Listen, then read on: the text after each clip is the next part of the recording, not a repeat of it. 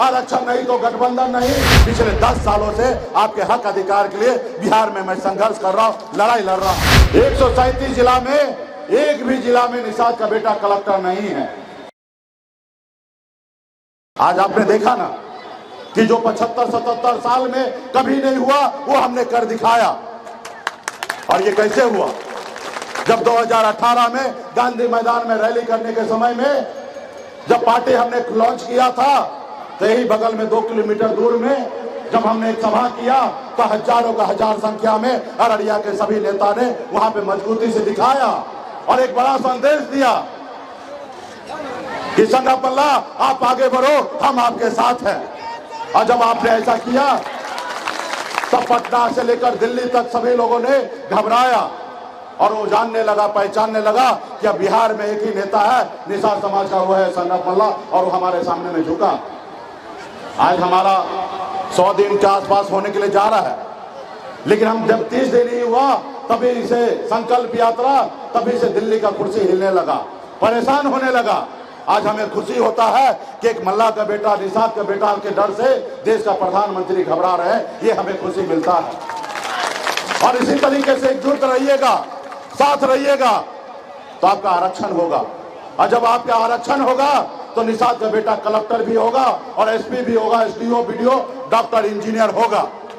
लेकिन इसके लिए संघर्ष करना पड़ेगा, पसीना बहाना पड़ेगा, मेहनत करना पड़ेगा, तब जाके आपका समाज में बदलाव आएगा। आज मैं इस मुकाम तक यूं ही नहीं पहुंच गया, इसके लिए मैंने को बहुत संघर्ष किया, बहुत परेशानी का सामना करना पड़ा, तब आज इस मुकाम तक पहुंचा हूं। और आप भी अगर संघर्ष कीजिएगा, जो जगह पे हम पहुंच सकते हैं उस जगह पे आप क्यों नहीं पहुंच सकते? आप भी पहुंच सकते हैं। जिस जगह पे लालू प्रसाद यादव जी पहुंचे, क्या उस जगह पे निषाद का बेटा नहीं पहुंच सकता? उस जगह पे हम भी पहुंच सकते हैं। सिर्फ जरूरी है कि हमें एकता के साथ रहना, अपने वोट को ताकत को समझना, अपने नेता, अपने दल के साथ खड़ा होना। और जिस रोज आप हो जाइएगा उस रोज जैसे लालू प्रसाद यादव जी अकेले अपने दम पर बिहार में मुख्यमंत्री बन गया, उस रोज निषाद का बेटा भी अपने दम पर बिहार में मुख्यमंत्री बन जाएगा। साथियों, बहुत सारे लोग हैं जो आपका दुश्मन है। वो नहीं चाहता है कि निषाद का बेटा मालिक बने, वो नहीं चाहता है कि निषाद का बेटा सर उठा के जिए, वो चाहता है कि निषाद का बच्चा हमेशा हमारा गुलामी करते रहे, हमारे खेत में काम करते रहे। ये निर्णय आपको लेना है कि आप अपना बच्चे को गुलामी कराना चाहते हैं कि सर उठा के जीना चाहते हैं, ये निर्णय आपको लेना है। अगर सर उठा के जीना चाहते हैं तो इसके लिए आपको संघर्ष करना पड़ेगा, लड़ाई लड़ना पड़ेगा, तब जाके बदलाव होगा। तो इसलिए साथियों, हम संकल्प यात्रा के तहत निकले हैं और संकल्प यात्रा में आपको संकल्प लेना पड़ेगा कि हम हर हाल में एक रोटी कम खाएंगे लेकिन अपने बच्चे को पढ़ाएंगे लिखाएंगे, ऐसा संकल्प लेना पड़ेगा। आपको संकल्प लेना पड़ेगा कि कुछ भी हो जाए हम अपने नेता, अपने पार्टी, अपने दल के साथ रहेंगे, हम किसी के साथ नहीं रहेंगे, ऐसा संकल्प लेना पड़ेगा। अभी 2024 का चुनाव है, एक तरफ मोदी जी को प्रधानमंत्री बनना है, एक तरफ राहुल गांधी जी को प्रधानमंत्री बनना है। ना ही आपको बनना, ना ही हमको बनना है। हमें तो आरक्षण चाहिए। जो हमारी सुनेगा हम उनकी सुनेंगे, जो हमारी नहीं सुनेगा हम उनकी नहीं सुनेंगे। जो हमारे बच्चे का फिक्र करेगा हम उनका फिक्र करेंगे, जो हमारे बच्चे का फिक्र नहीं करेगा हम उनका फिक्र नहीं करेंगे। हमने एक नारा दिया है, आरक्षण नहीं तो गठबंधन नहीं, और गठबंधन नहीं तो वोट नहीं, और वोट नहीं तो दिल्ली का सरकार नहीं। इस नारा पे आपको कायम होना पड़ेगा। तो इसलिए साथियों, जो समाज संगठित हुआ है वो समाज देखिए ना कितना आगे निकल गया। जब हमारे यादव भाई संगठित हुए, लालू प्रसाद यादव जी की आवाज पे चलने लगे, तो आज देखिए हमारा यादव भाई आगे बढ़ा कि नहीं बढ़ा, आज उसकी अपनी ताकत है कि नहीं है। वैसे आजकल आपका भी, आपके पंचायत में आपका मुखिया होगा, आपके विधानसभा में आपका समाज का बेटा विधायक होगा, आपका सांसद होगा, आपका दिल्ली में आपका सांसद होगा, पटना में आपका मुख्यमंत्री होगा, तो आपके हक अधिकार की बात करेगा। जब मैं मंत्री बना, कोसी बेसिन एक प्रोजेक्ट था जो खास करके मछुआरा के लिए कोसी में चलाया जा रहा था। 2 साल से वो प्रोजेक्ट रुका हुआ था। जब हमें पता चला, हमने नया 200 करोड़ रुपया देके प्रोजेक्ट को हमने चालू कराने का काम किया। 3 साल का एक्सटेंशन हमने दिया। क्यों हुआ? क्योंकि आपका भाई, आपका बेटा मंत्री बन गया था। और जब हम मंत्री बने तो 90% अनुदान का हमने स्कीम बना दिया। अगर कोई मछुआरा, निषाद का बेटा अगर 10 लाख रुपए का गाड़ी खरीदेगा तो सिर्फ 1 ही लाख रुपया भरना पड़ेगा, 9 लाख रुपया सरकार को भरना पड़ता। हमने ऐसा योजना बनाया। और ये योजना कैसे बना? पटना में हर साल 1,65,000 करोड़ का बजट बनता है। और जब बजट बनता है वो खजाने का पास आपका बेटा, आपका भाई नहीं है। और जब रहेगा तब आपके लिए लेके देगा। और जब मैं उस खजाने के पास पहुंच गया तो मैं सोचने लगा कि अपने लोगों तक कैसे पहुंचेगा। और मैं वही काम करता था जो समाज का हित होगा। आज आपने देखा जाति आधारित गणना हुआ है। बिहार में सिद्ध हो गया कि अगर 1 नंबर में ओबीसी में अगर सबसे ज्यादा संख्या यादव भाई का है 14%, तो दूसरा नंबर पे निषाद का बेटा है जो 10% है। अगर 1,65,000 करोड़ का, 2,65,000 करोड़ का अगर बजट बनता है तो उसका 10% हिस्सा कितना होता मालूम है? 26,000 करोड़ रुपया आपका बजट होता है। और 26,000 करोड़ रुपया आपके पीछे खर्चा होना चाहिए। लेकिन आपका नेता नहीं रहने के कारण 26,000 करोड़ तो छोड़िए, 2600 करोड़ रुपया खर्चा नहीं होता है। यानी कि 600 करोड़ रुपया नहीं खर्चा होता है। 26,000 करोड़ तो दूर की बात है। आपका हिस्सा दूसरा लोग खाता है। अगर वहीं पे अगर मजबूत वहां पे बैठे रहिएगा तो आपके हक अधिकार की बात होगा। तो इसलिए साथियों, अपनी ताकत बनाइए, अपनी वोट को पहचान बनाइए। आज इस देश में जिसके पास वोट है वही महान है। इसलिए साथियों, इस आजाद भारत में आपके पास एक ताकत है, एक शक्ति है। लेकिन वो शक्ति को, ताकत को आप कभी पहचाने नहीं। वो शक्ति, ताकत क्या है? जब देश आजाद हुआ तो देश में एक लोकतंत्र आया और बाबा साहब भीमराव अंबेडकर ने हमें एक संविधान बना के दिया। और उस संविधान में हमें एक ताकत दिया। वो क्या ताकत था मालूम है? वो वोट गिराने का ताकत। आपके पास वो ताकत है कि आपके वोट से राज्य का मुख्यमंत्री और देश का प्रधानमंत्री आपके वोट से बनता है। बाबा साहब ने कहा, पहले ऐसा हुआ करता था कि राजा के घर में बच्चा जन्म लेता था, रानी के कोख से बच्चा जो जन्म लेता था वही राजा बनता था। लेकिन बाबा साहब भीमराव अंबेडकर ने कहा कि अब राजा का बेटा राजा नहीं बनेगा।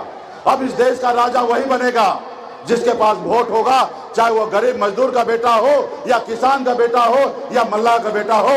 राजा वो बनेगा जिसके पास वोट होगा। और वोट आपके पास, हमारे पास है।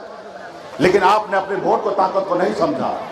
आप अपना वोट को 200 रुपए में बेच देते हैं, अपने बच्चे का भविष्य बेच देते हैं। और जिन लोगों ने अपने वोट को, ताकत को समझा, वो देखिए अपने समाज को कितना आगे पहुंचाया, अपना भी नाम इस देश में रोशन किया।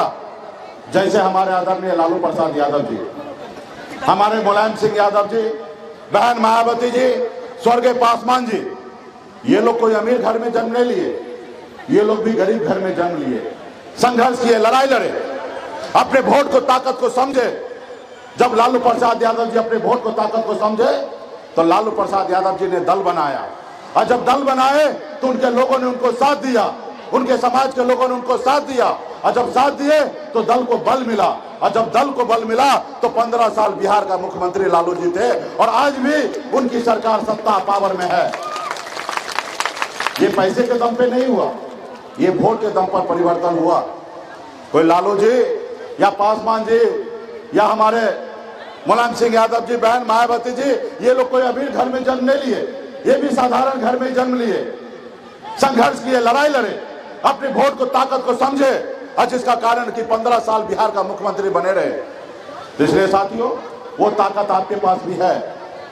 जैसे हनुमान जी के पास शक्ति था, लेकिन उनको पता नहीं था कि हम 7 समुद्र पार जा सकते हैं।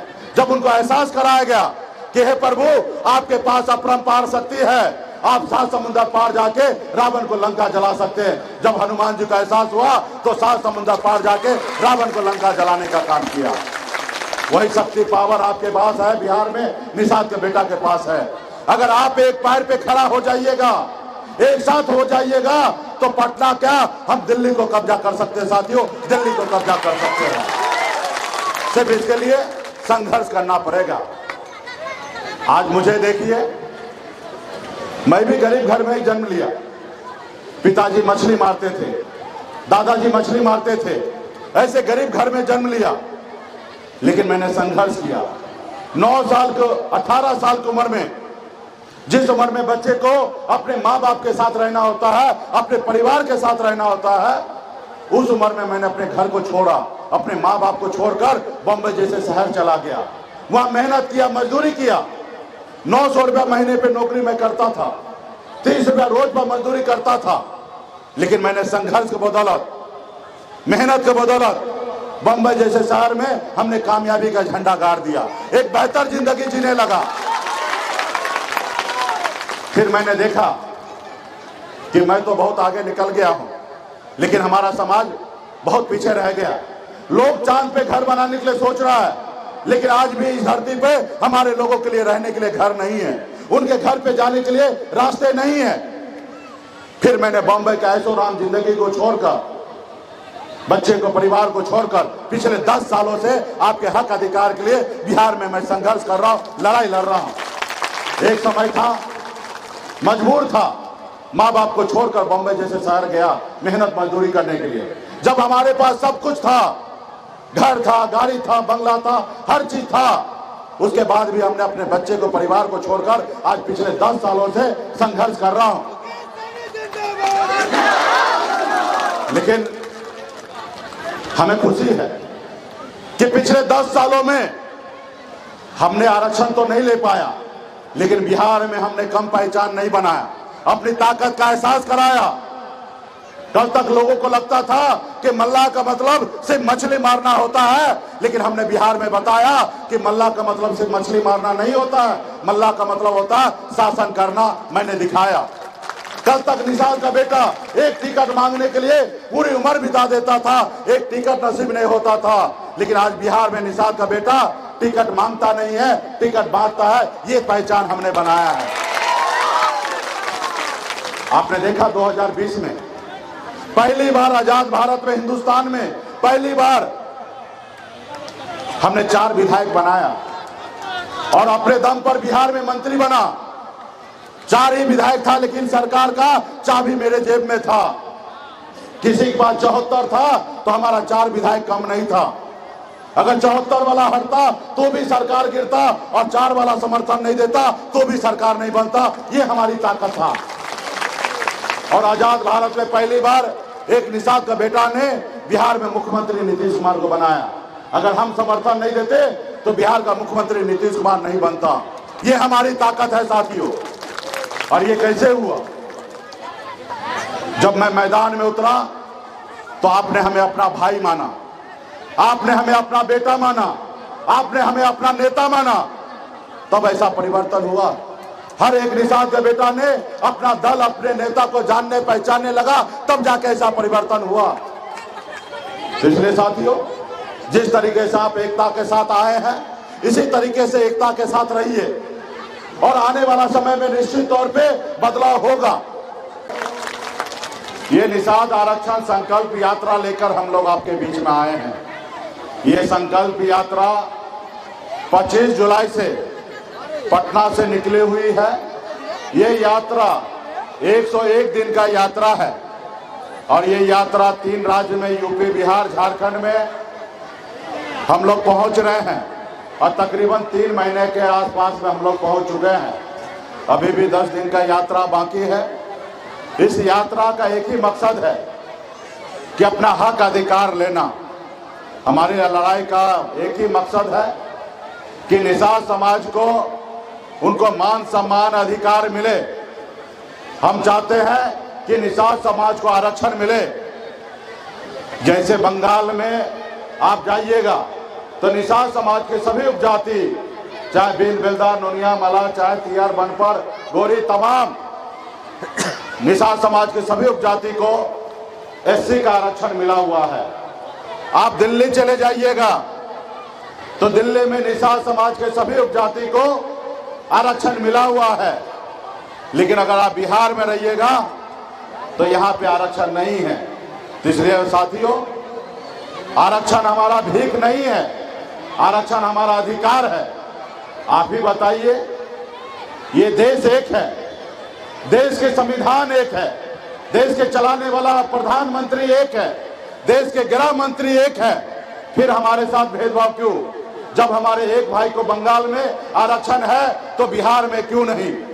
जबकि बिहार, बंगाल, उड़ीसा, झारखंड पहले ये एक ही राज्य हुआ करता था, लेकिन राज्य बंटवारा होने के साथ साथ आज कहीं ना कहीं हमारा हकमारी हुआ है।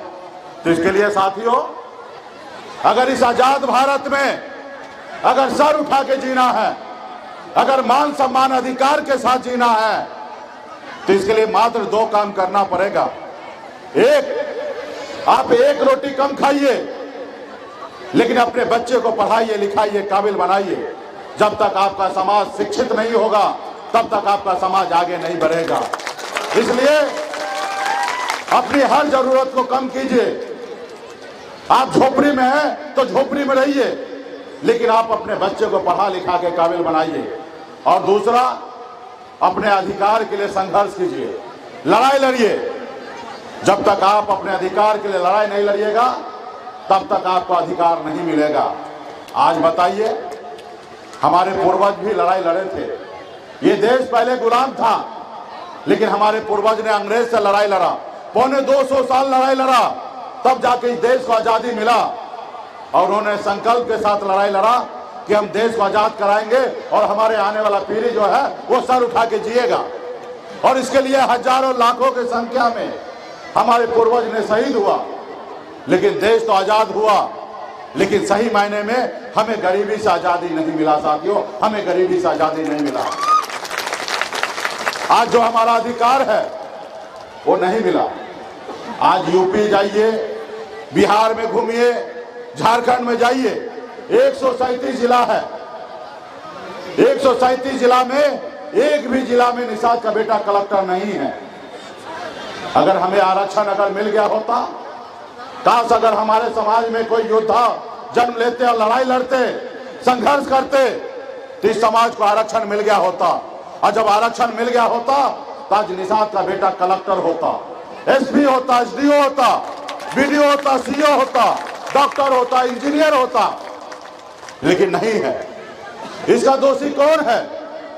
इसका दोषी वो जो दिल्ली में बैठे हैं, वो दोषी है। और दूसरा दोषी कौन? दूसरा दोषी आप और हम हैं कि अपने हक अधिकार के लिए हमने संघर्ष नहीं किया, लड़ाई नहीं लड़ा। इसलिए साथियों, आपके बच्चे का हक अधिकार के लिए कौन लड़ेगा? आपके बच्चे का हक अधिकार के लिए आप ही को लड़ना पड़ेगा, कोई दूसरा नहीं आएगा लड़ने के लिए। आज बताइए ना, आज आपके बच्चे कितने मजबूर है, कितने लाचार है। आज 3 महीने के बाद ठंड का समय आएगा, लोग घर से नहीं निकलेंगे क्योंकि ठंड लग जाएगा, लोग रजाई से बाहर नहीं निकलेंगे, लोग कंबल से बाहर नहीं निकलेंगे क्योंकि उसको ठंड लग जाएगा। लेकिन उसी जगह पे आपका भाई, आपका बेटा, आपका पति घर से बाहर निकलता है, पानी में उतरता है, फिर मछली मारता है, फिर बाजार में बेचता है, तब घर पे चूल्हा जलता है, घर पे चूल्हा जलता है। आप बताइए कितने कष्ट भरी जिंदगी जीता है? क्या उसके अच्छी जिंदगी जीने का अधिकार नहीं है? उसका भी अच्छा जिंदगी जीने का अधिकार है। आज जब आपके घर में बच्चा जन्म लेता है तो बचपन से लेकर बुढ़ापे तक पैरों में गुलामी के जंजीरों बंधा हुआ रहता है, गरीबी की जंजीरों बंधा हुआ रहता है।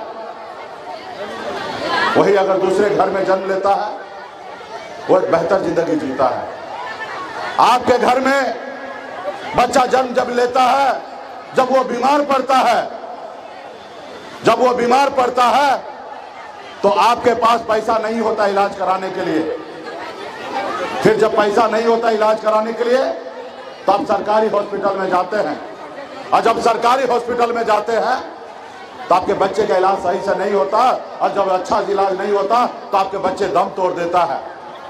अपने माँ बाप के आंख के सामने में बच्चा दम तोड़ देता है और आप कुछ नहीं कर पाते हैं।